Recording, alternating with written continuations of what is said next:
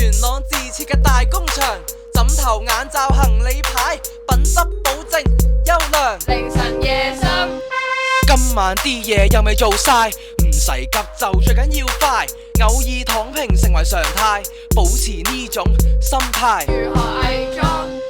偷食嘢唔俾人發現，行李牌啊就細細件，零卡零糖食咗先，計劃不變 all in。加讚賞。OK， 好，收工。